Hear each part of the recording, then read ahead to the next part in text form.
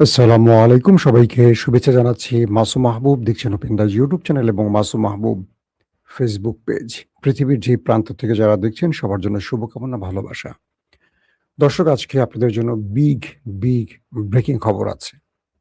প্রথম ব্রেকিং খবরটি, মার্কিন যুক্তরাষ্ট্রের ৩ থেকে ৪০০ সেনাকে ওপারে পাঠিয়েছে ইরান। আপনারা ভুল শোনেননি, আবারও বলছি, প্রায় ৪০০-র উপরই বলা যাবে মার্কিন সেনাকে ওপারে পাঠাবার দাবি করেছে ইরান। ২ নম্বর, যুক্তরাষ্ট্র এবার ইরানের কাছে অসহায় হয়ে পড়েছে, কারণ ইরান যেভাবে হামলা করছে সেই হামলা প্রতিহত তো দূরের কথা, তারা টের পাচ্ছেন না যে ইরান কি করে এই হামলাগুলো করছে। ৩ নম্বর, এখন ভারত জুড়ে তীব্র আন্দোলন চলছে, নরেন্দ্র মোদীর কোনো চালাকি কাজে লাগছে না। পৃথিবীর বেশ কিছু গণমাধ্যম বলছে বাংলাদেশের জুলাই আন্দোলনের অনুরূপ ভারত একটি জেনজি প্রজন্মের আন্দোলন নরেন্দ্র মোদীকে সবচেয়ে টাফ টাইম দিচ্ছে। দর্শক, চলুন আমরা সেই খবরগুলোতে একটা একটা করে আপনাদের দেবার চেষ্টা করছি। প্রথম যে খবরটি, অবশেষে আলহামদুলিল্লাহ বলা লাগছে আমাদের, কারণ ফ্যাসিস্ট রেজিমের অন্যতম একজন কুশীলভ শাহাবুদ্দিন চুপ হয়ে গেল। শাহাবুদ্দিন চুপ্পু অবশেষে বিদায় নিল। শেখ হাসিনা বিদায়ের পর সময়ের অপেক্ষা ছিল শাহাবুদ্দিন চুপ্পু কখন বিদায় নেবেন। অবশেষে তিনি বিদায় নিয়েছেন এবং তার জায়গায় নতুন ভারপ্রাপ্ত যদি বলা হচ্ছে, বাট নতুন রাষ্ট্রপতির দায়িত্ব নিচ্ছেন আমাদের স্পিকার মেজর হাফিজউদ্দিন আহমেদ। এই খবরটি খুবই গুরুত্বপূর্ণ। জামাত বলছে দেরিতে হলেও জাতির ঘাট থেকে স্বৈরাচারের একটা কালো ছায়া সরে গেল। আবার আমাদের স্পিকার বলছেন প্রেসিডেন্ট শাহাবুদ্দিন চুপ্পুকে নিয়ে, তিনি মাফিয়া আমলে নির্বাচিত হলেও জনগণের সরকারের প্রতি তার সমর্থন ছিল, অর্থাৎ বেকায়দায় পড়ে বিএনপিকে সমর্থন দেয় জনগণের সরকারের প্রতি তার সমর্থনের কথাটি উল্লেখ করছেন। অন্যদিকে এনসিপি রাষ্ট্রপতি মোহাম্মদ শাহাবুদ্দিন চুপ্পুকে গ্রেফতারের দাবি করেছে। কি হবে শেষ পর্যন্ত? হয়তোবা তিনি সসম্মানে লন্ডন চলে যাচ্ছেন, এটাই কনফার্ম। এবং লন্ডনের বিলাসবহুল ফ্ল্যাট তার রয়েছে এমন তথ্য আসছে, সঠিক তথ্য আমরা এখনো কনফার্ম বলতে পারছি না। তবে এই খবরটি বলার সঙ্গে সঙ্গে আরেকটি খবর মনে পড়েছে, যেহেতু লন্ডন বিলাসবহুল শব্দটা বলে ফেলছি। সেটা হলো লন্ডনের একটি বিলাসবহুল হোটেলে অতিরিক্ত মাদক সেবনে সৌদি প্রিন্সের মৃত্যু হয়েছে। তোরা মাদক খেয়েই মর, যা আর কি বলার আছে তোদেরকে। একটু তথ্যটা একটু দিলে বোধহয় আপনাদের ভালো লাগবে না। তারপর আমরা গুরুত্বপূর্ণ ব্রেকিং খবরেতে চলে যাব। বলা হচ্ছে যে ২৯ বছর বয়সী সৌদি আরবের এক প্রিন্সের মৃত্যু হয়েছে। তার নাম আবদুল্লাহ বিন ফাহাদ বিন আবদুল্লাহ বিন আব্দুল আজিজ বিন জালাউই আল সৌদ। দর্শক, আসেন আমরা চলে যাচ্ছি এবার মূল খবরে।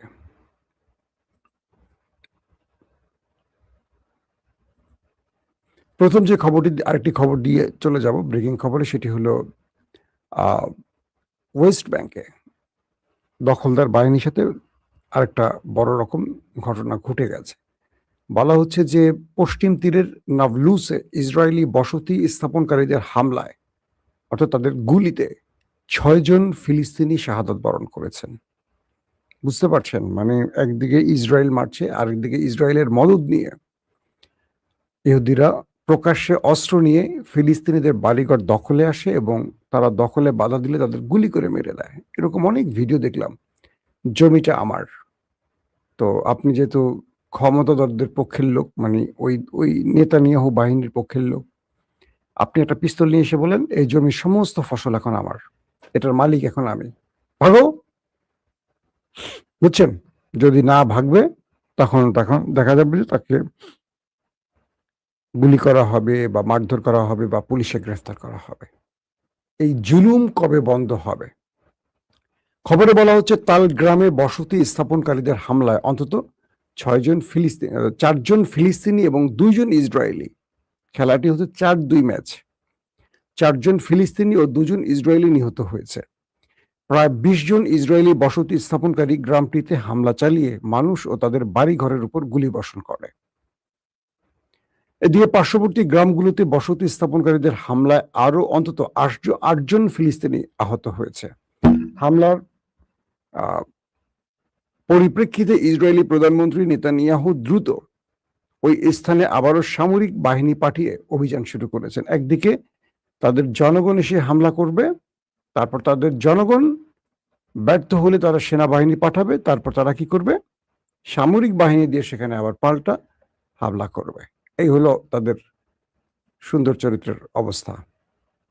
দর্শক আসেন আমি আপনাদেরকে কিছু ভিডিও দেখাবো, মানে পিকচার এবং ভিডিও দুটোই দেখাবো, দেখিয়ে আপনাদের কিছু ঘটনার বর্ণনা দেবো যেটার জন্য আপনারা বসে আছেন। বলবেন মাসুম ভাই কি বললো, সঠিক না ব্যাঠিক, একটু প্রমাণ দিল না, এটা কোনো কথা হইল? আসেন একটু প্রমাণ দেখাই আপনাদের, মন দিয়ে শুনবেন ভালো করে। দুপুরে একটু প্রবলেমের জন্য পুরো সংবাদটা শেষ করতে পারিনি। আপনারা দেখছেন মার্কিন বেজ, এটা হলো কুয়েতের আবি আল সালেম বিমান ঘাঁটি। দেখতে পাচ্ছেন আপনারা যেই হ্যাঙ্গারগুলো দেখছেন সাদা সাদা, ভালো করে খেয়াল করেন, সারি সারি, এরা ড্রোন কি বলে, এটা উপরের স্যাটেলাইট ইমেজ। এখানে আপনারা দেখতে পাচ্ছেন মার্কিন বেজগুলোর ভিতরে হ্যাঙ্গার, এখানে মার্কিন সেনাদের অবস্থান থাকে। এই ছবিটাকে ভালো করে খেয়াল করেন, আমি একটা ভালো ছবি দেখালে বুঝতে পারবেন। আপনার ছবিগুলো দেখতে থাকেন, আমি আপনাদেরকে একটু সহজ করে বোঝাবার জন্য। এই দেখেন, ভালো করে আবার দেখেন এই ছবিটার পর আপনারা দেখেন একটা বেজ আমি দেখাচ্ছি, সেই বেজের মধ্যে সব সাদা সাদা যে হ্যাঙ্গারগুলো আপনারা দেখতে পাচ্ছেন, এই সব সাদা সাদা হ্যাঙ্গার, 1 2 3 4 5 6 7 8 এরকম 1 2 3 4 5 6 7 8 9টা হ্যাঙ্গার এক জায়গায় দেখা যাচ্ছে। একটু পরে দেখেন যে মাঝখান থেকে কয়েকটা হ্যাঙ্গার ধ্বংস হয়ে গেছে। এই যে দেখতে পাচ্ছেন 9টার মধ্যে একটা আর এই একটা, এই দুটো ছাড়া বাকি ভেতরেরগুলো সব ধ্বংস, বাকিগুলো অল্প ধ্বংস। 9টার মধ্যে মোটামুটি দেখা যাচ্ছে 3 থেকে 4টা ঠিক আছে, তাহলে বাকিগুলো ধ্বংস হয়ে গেছে। তাহলে আমরা যদি ধরি 6টা ধ্বংস বা 7টা ধ্বংস। ইরানের রিপোর্ট বলছে এক একটা হ্যাঙ্গারে 70 থেকে 80 জন মার্কিন সেনা ছিল এক একটা হ্যাঙ্গারে। ইরান একটি অ্যাটাকেই তারা সেখান থেকে 6টি হ্যাঙ্গার ধ্বংস করে ফেলেছে বেইজের। আপনারা দেখতে পাচ্ছেন স্যাটেলাইট ইমেজ, ভালো করে খেয়াল করেন। তো এক একটা যদি 80 জন করে থাকে 6টা হ্যাঙ্গারে, আমরা একটা হিসেব করে দেখতে পারবো কত, প্রায় 480 মার্কিন সেনা আকাশে চলে গেছে। যদি আমরা সেটাকে একটু অন্যভাবে কমিয়ে যোগ করি, ধরেন 70 জন, তাহলে 420, 70 এক একটা হ্যাঙ্গারে থাকে, আর 6টি হ্যাঙ্গার ধ্বংস হয়েছে, একদম পুরোপুরি উড়িয়ে দিয়েছে ইরান। আপনারা দেখছেন সেই ভিডিওর মাধ্যমে আমি আপনাদের দেখাচ্ছি। এখন যে বিষয়টি তৈরি হয়েছে যে ইরান বলছে তারা একটি হামলার মাধ্যমে ট্রাম্প চাচ্চুর 6টি থেকে 7টি হ্যাঙ্গারকে উড়িয়ে দিয়েছে, একদম উড়িয়ে ফেলেছে। তারা বলছে যে আমাদের একটি হামলায় আমরা ধারণা করছি 400-র অধিক সেনা, আমেরিকার সেনা ওপারে চলে গেছে সুইস আলামতে। এখন এই পরিস্থিতির এই খবরগুলো আপনি যদি ওয়াল স্ট্রিট জার্নালের খবর দেখেন, তারা বলছে যে আমেরিকার সরকার সঠিক হিসাব বলছে না, কতজন মার্কিন সেনা ওপারে গেছে তারা প্রকৃত সংখ্যাটা বলছে না, তারা সংখ্যা সবসময় কমিয়ে বলছে। ট্রাম্প এখন পর্যন্ত 18 জন সেনার কথা বলেছে, ইরানের হাতে প্রাণ গেছে মাত্র 18 জন সেনার। আর ইরান বলছে তারা একটি হামলায় এই পর্যন্ত 400-র অধিক সেনাকে ওপারে পাঠিয়ে দিয়েছে। আমি আপনাদের একদম মানে ইরানের সেই ডকুমেন্ট, পিকচার, ড্রোন, স্যাটেলাইট তথ্য আমি আপনাদের দেখালাম। এখন যে বিষয়টা তৈরি হলো যে আমেরিকা এই ব্যাপারে এখন কি জবাব দেবে। আজকে ডোনাল্ড ট্রাম্প খেপে গেছেন, খেপে গিয়ে তিনি বলছেন কি, ইরানকে অস্ত্র সরবরাহের বিরুদ্ধে চীন ও রাশিয়াকে সতর্ক করেছেন। মানে আজকে যে খবরটি দিতে গিয়ে আমি আটকে গিয়েছিলাম, আমার যে কোনো কারণে আটকে গিয়েছিল।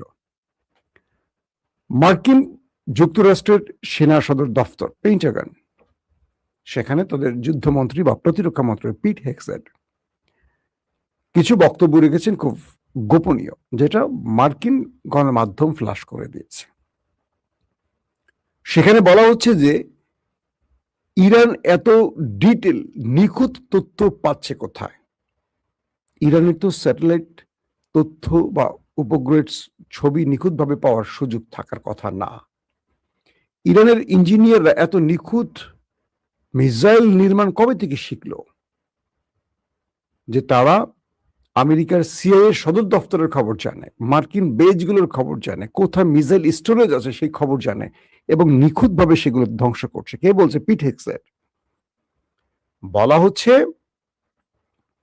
যে ইরান আমেরিকার সবচেয়ে সংবেদনশীল খুব কৌশলগত জায়গাগুলোর প্রতিটা তথ্য জানছে। কোথায় আমেরিকানরা ঘুমোচ্ছে, কখন ঘুম থেকে উঠছে আমেরিকান সেনারা। অ্যামাজনের ডাটা সেন্টারে কিন্তু ইরান হিট করে উড়িয়ে দিয়েছে। তো বলছে যে আমাদের যে মার্কিন সেনারা কখন কোন ঘাঁটিতে ঘুমায়, কখন উঠে, কোথায় কোন ব্যবস্থাটি আছে, কোথায় আমাদের রাডার সিস্টেম, কোথায় আমাদের থার্ড সিস্টেম, কোথায় আমাদের প্যাট্রিয়ট সিস্টেম, প্রত্যেকটা বিষয় এত নিখুঁতভাবে জানে কোথায়।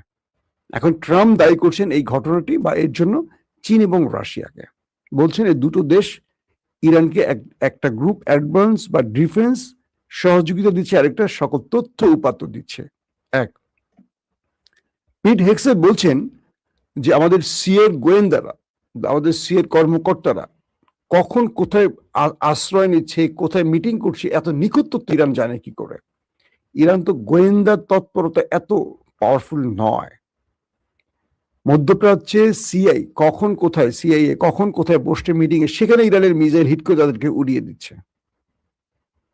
মার্কিন প্রেসিডেন্ট ডোনাল্ড ট্রাম্প বলছেন সিরিয়াতে যে আক্রমণটি হয়েছে এটার জবাব দিবেন, কিন্তু ইরান কি বলছে? সিরিয়াতে একটা গুরুত্বপূর্ণ অপারেশনাল মিটিং ছিল আমেরিকার, অর্থাৎ কয়েকটি মধ্যপ্রাচ্য থেকে, আরবের কয়েকটি দেশ থেকে সেনাবাহিনীর উপরস্থ প্রধানরা, গুরুত্বপূর্ণ ব্যক্তিরা সিরিয়াটাকে তারা নিরাপদ মনে করেছিল, কারণ সিরিয়া এই পর্যন্ত ইরান হামলা করেনি।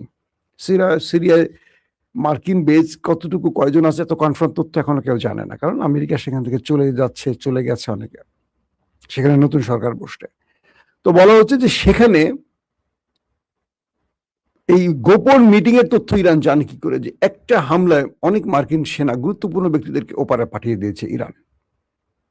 তারা বলছে আমাদের প্রতিরক্ষা ব্যবস্থাগুলি আমরা এত গোপনীয়ভাবে রেখেছি, সেগুলো উড়িয়ে দিয়েছে। আমাদের মিসাইলগুলোকে আমরা কোথায় আন্ডারগ্রাউন্ডে রেখেছি, কোথাও আমরা উপরে রেখেছি, যেখানে যেখানে রেখেছি, এই নিখুঁত তথ্য মার্কিন সোলজার অনেকে জানে না, তাদের নির্দিষ্ট কিছু লোক ছাড়া।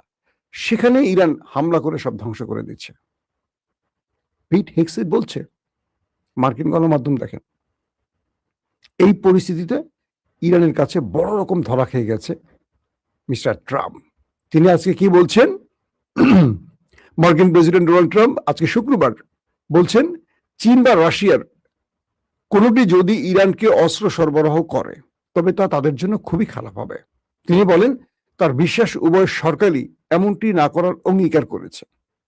ট্রাম্প বলেছেন বেইজিং এ তাদের সাম্প্রতিক বৈঠকে চীন প্রেসিডেন্ট শি জিনপিং তাকে আশ্বস্ত করেছেন যে চীন বা চীনা কোম্পানিগুলোর মাধ্যমে ইরানকে অস্ত্র সরবরাহ বা বিক্রি করবে না। মানে যে বললাম আমি আপনাদের যে ইরান এই অ্যাডভান্স প্রযুক্তি কোথায় পেল বা এরকম কঠিন ধোলাই আমেরিকাকে দিল কেন, যে অভিযোগটির সঙ্গে ট্রাম্প এই বক্তব্যটি দিলেন এই সংবাদটির মধ্যে। চীনের বেইজিং এ সাম্প্রতিক বৈঠকে প্রেসিডেন্ট শি আমাকে বলেছেন যে তিনি কোনো অবস্থাতে ইসলামী প্রজাতন্ত্র ইরানকে অস্ত্র দেবেন না, বিক্রি করবেন না, এবং এই বিবৃতি চীনা কোম্পানিগুলো অন্তর্ভুক্ত। আমাদের সম্পর্কের কথা বিবেচনা করে আমি তার কথায় বিশ্বাস রাখছি এবং তাছাড়া আমি তার প্রতি অনেক বড় অনুগ্রহ করছি। ট্রাম্প তার ট্রুথ সোশ্যাল প্ল্যাটফর্মে লিখেছেন এই বক্তব্যটি, মানে চীনকেও বা শি জিনপিং এর সাথে তার বৈঠকে শি জিনপিং তাকে আশ্বস্তগুলো করেছিলেন পূর্বে। ট্রাম্প আরো বলেন ইউক্রেনে চলমান যুদ্ধ সত্ত্বেও রুশ প্রেসিডেন্ট ভ্লাদিমির পুতিনও একই ধরনের আশ্বাস দিয়েছেন এবং তাকে জানিয়েছেন যে রাশিয়া ইরানের কাছে অস্ত্র বিক্রি করবে না। তিনি বোঝেন যে আমি ইউক্রেনের কাছে নয় বরং ন্যাটো দেশগুলোর কাছে অস্ত্র বিক্রি করি, তারা পুরো দাম পরিশোধ করে এবং সেই অস্ত্রগুলো কিভাবে বিতরণ করা হয় সে সম্পর্কে আমার কোনো ধারণা নেই। সুতরাং ইরানের প্রসঙ্গে প্রায়শই যে দুটি প্রধান দেশের কথা বলা হয়, আমার মতে তারা এতে অংশ নিচ্ছে না। যদি তারা অংশ নিত তবে তাদের জন্য খুবই খারাপ হতো, নিশ্চিতভাবে তাদের সর্বোত্তম স্বার্থের পরিপন্থী হতো। এই কথাটি ট্রাম্প বলছেন। বিষয়টা আপনি বুঝতে পারছেন?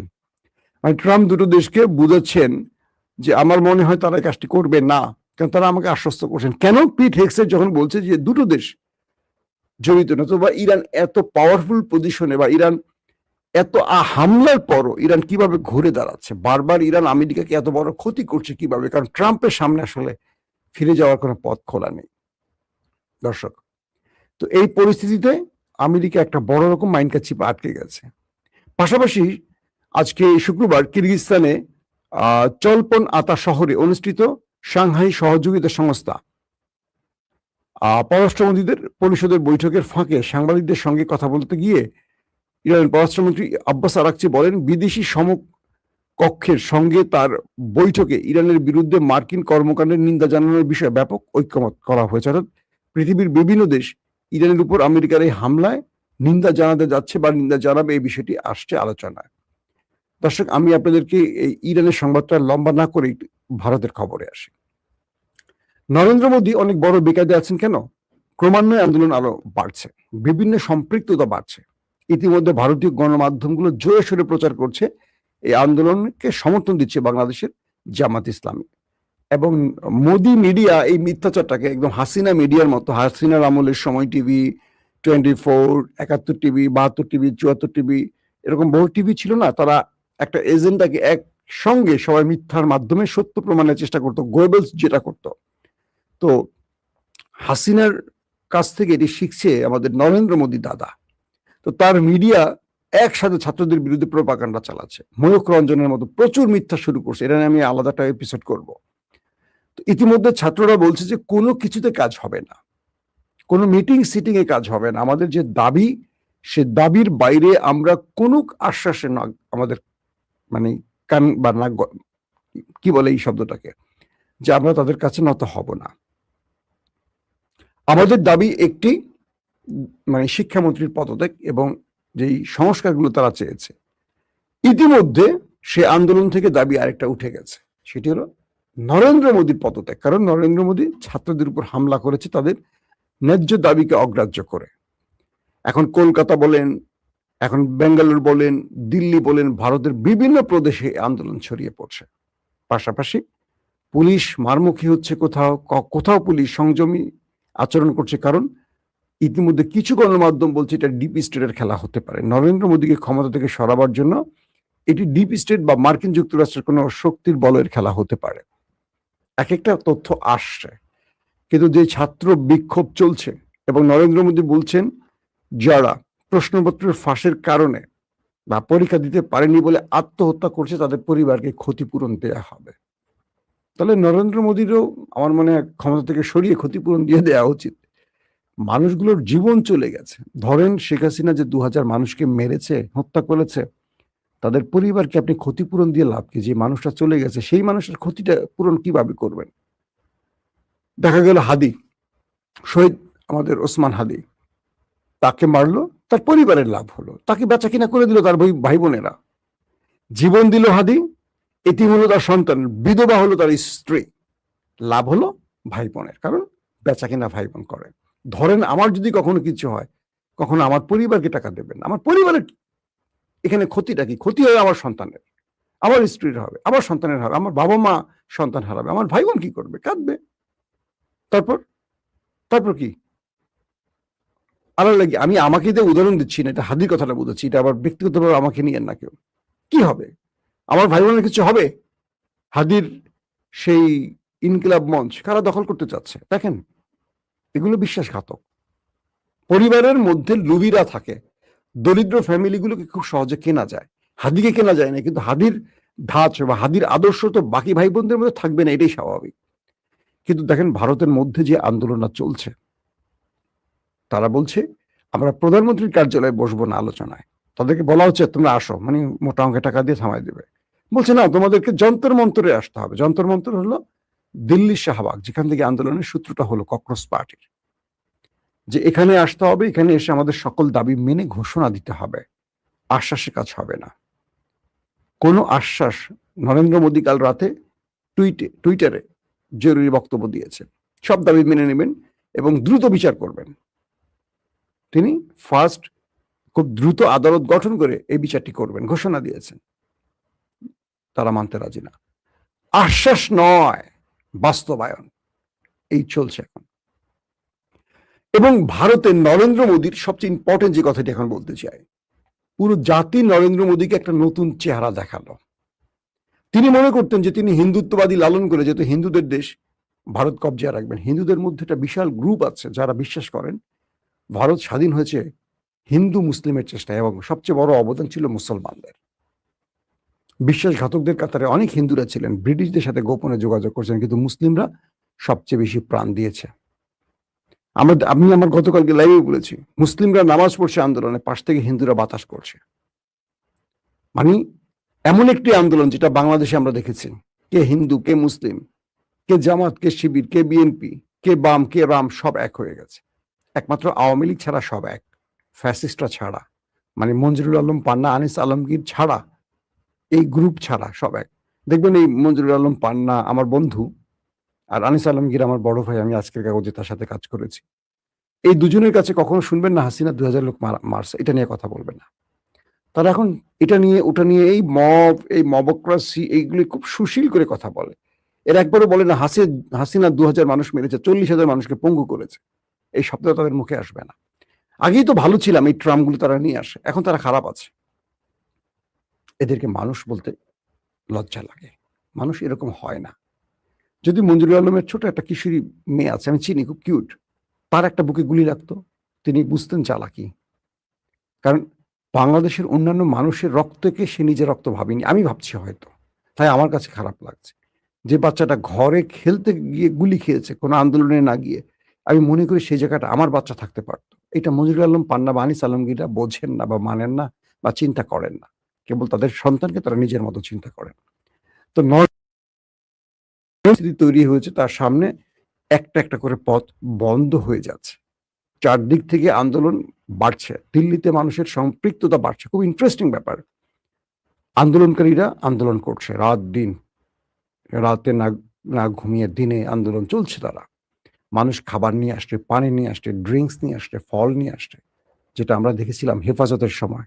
হেফাজতের আলেমদেরকে মানুষ চারদিক থেকে খাবার দিতে, আমি ব্যক্তিগতভাবে নিজে, আমি তখন 21 টিভিতে ছিলাম, 21 টিভির গাড়ির মধ্যে, আমার গাড়ির সঙ্গে ছিল, গাড়ির মধ্যে আমি অনেকগুলো তরমুজ কিনে নিয়েছি। পথে যা পাইছি ভ্যানে থেকে নিয়ে গাড়ির মধ্যে ঢুকাইছি যতটুকু পারছি। পথে পথে আমি হেফাজতের আলেমদেরকে তরমুজগুলো বিলি করতে করতে গেছি, কারণ গরমের মধ্যে তরমুজগুলো পেয়ে তারা খুব খুশি ছিল। তো যাক, সেই কথা না বলি। এখন যে বিষয়টা হইল, নরেন্দ্র মোদী একটার পর একটা দাবি, এখন তারা মানে শিক্ষামন্ত্রীকে সরাবেন না, এখন পর্যন্ত তার ঘোষণা। কিন্তু এই আন্দোলনের গতি শিক্ষামন্ত্রী না, নরেন্দ্র মোদীর দিকে এখন চলে যাচ্ছে।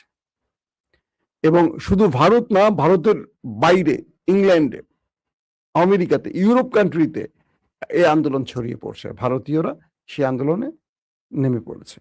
পুরো পৃথিবী জুড়ে আন্দোলন শুরু হয়েছে। ইভেন বাংলাদেশে বাম রাজনৈতিক দলগুলো হাসিনা পোষা মোদি, ছাড়তে হবে গদি, এরকম স্লোগানে নেমে গেছে তারা বাংলাদেশে। অথচ নাম পড়ছে জামাতের।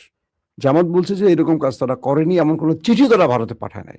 ওই যে দিন শেষে জামাতের দোষ যেটা বাংলাদেশ 15 বছর দেখি, সব দোষ বিএনপি জামাতের। এখন বিএনপি চোখে জামাতের, মানে জামাত একটা মহা বিপদে আছে। তাদের একজন এমপি এত বছর পরে টাকাম করছে, কিন্তু যে দলগুলো 12 মাসই একামের উপরে থাকে তাদের কোনো দোষ নাই। এটা ঠিক আছে। কেন ঠিক আছে? মানুষ মনে করে ইসলামী লোকগুলো ভালো হবে। ইসলামী লোকগুলো ভালো হয় সাধারণত, ভালোই তো না? আপনি দেখেন, মানুষ ইসলামী ব্যাংকের প্রতি ভালোবাসা বেশি, মানুষ ইসলামী ব্যাংক পছন্দ করে বেশি, মানুষ ইসলামী লোকদেরকে আমানতদারি মনে করে মানুষ। কিন্তু ইসলামের গায়ে, মানে সাদা কাপড়ে ময়লা লাগলে একটু চোখে বেশি পড়বে, এটাও মানতে হবে। একটা দুইটা ঘটনা ঘটতেই পারে, এরা মানুষেরও প্রমাণ হবে নাকি? তো নজরুল সাহেব যেটা করছে তার শাস্তিও পাইছে, জামাত তাকে 24 ঘন্টার মধ্যে শাস্তি দিচ্ছে। কিন্তু আমরা দেখলাম সিলেটের একজন ব্যক্তি টুনটুনি দেখিয়েও এমপি হয়ে গেছেন, তাকে দল বাতিল করে নাই। আমরা দেখছি আওয়ামী লীগের এরকম অনেক একাম কুকাম করে ধরা পড়ছে, কিচ্ছু হয় নাই। মানুষ আমার এক কাছের বড় ভাই সাংবাদিক মাসুদ কামাল ভাই বলতেছিলেন যে মানুষ তো আসলে ওদের কাছ থেকে এটা আশা করে, ওরা ধর্ষণ করবে, গুম করবে, খুন করবে, একাম করবে, কুকাম করবে, কিন্তু জামাতের থেকে তো আশা করে না। তো দুই একটা তো জামাত করবে, স্বাভাবিক। বিষয়টা হলো এরকম। এটা হাসির বিষয় না। এটাকে নিয়ে যেভাবে রাজনীতিকরণ করা হয়েছে, চরিত্রের ১২টা বাজানো হয়েছে, এটা বিপদ। কেন জানেন? আগামী দিনে বিএনপি তো এগুলো করবেই। বিএনপি সব নেতারাই মোটামুটি কম বেশি একটু মানে ঘরের বাইরে লবণ টেস্ট করেন। এখন এগুলো মিডিয়া তাদেরকে একটার পর একটা আটকাবে। সোশ্যাল মিডিয়া হা করে থাকবে। পাবে আর প্রচার হবে। এখন আর ছাড়াছাড়ি হবে না। অর্থাৎ একটা চরিত্রের ১২টা বাজাতে গিয়ে এখন পুরো দেশের রাজনীতিবিদের চরিত্রের ১২টা বেজে যাবে। নিঃসন্দেহে থাকেন। দেখেন না এখন সোশ্যাল মিডিয়াতে এখন কি খেলা চলবে। এগুলো নিয়ে আমি আর কথা বলতে চাই না। তো নরেন্দ্র মোদীর আপাতত বলা যায় বিদায় ঘন্টার দিকে যাচ্ছে আন্দোলন। এবং পৃথিবী তাকিয়ে আছে কতটা ডায়নামিক বা কতটা কৌশলীভাবে নরেন্দ্র মোদী আন্দোলন থামাতে পারে। কিন্তু আন্দোলন যেভাবে গতি বাড়াচ্ছে ককরোচ পার্টির সঙ্গে সকল রাজনৈতিক দলের যেই সাপোর্ট বা তাদের যে সমর্থন, এটা বাড়ছে। যদিও বিজেপি বলছে আন্দোলনের সাথে বিদেশি শত্রুদের হাত আছে। ছাত্ররা এটাকে ডাইরেক্ট বলছে যে আপনি আন্দোলনের দাবি মানার কথা বলছেন আর আমাদেরকে অপরাধী সাজাচ্ছেন বা আমাদের দেশদ্রোহী বানাচ্ছেন। এটার জন্য আপনাকে আমরা ক্ষমতা থেকে টান দিয়ে ফেলে দেব মিস্টার নরেন্দ্র মোদী। এখন নরেন্দ্র মোদী সেই গদি মিডিয়া, মানে যে মিডিয়া নরেন্দ্র মোদী পালছিলেন অবৈধ টাকা দিয়ে, সেই মিডিয়া কতটুকু বাঁচাতে পারে? শেখ হাসিনাকে তো বাঁচাতে পারেনি পুলিশ, র‍্যাব, সেনাবাহিনী, বিজিবি কেউ, এবং বাংলাদেশের কোনো মিডিয়া। শেখ হাসিনাকে দেশ ছেড়ে পালাতে হয়েছে চোরের মতো। নরেন্দ্র মোদীর ভাগ্যেও হয়তো সেটা আছে। ধারণা করতে পারি। আল্লাহ হাফেজ।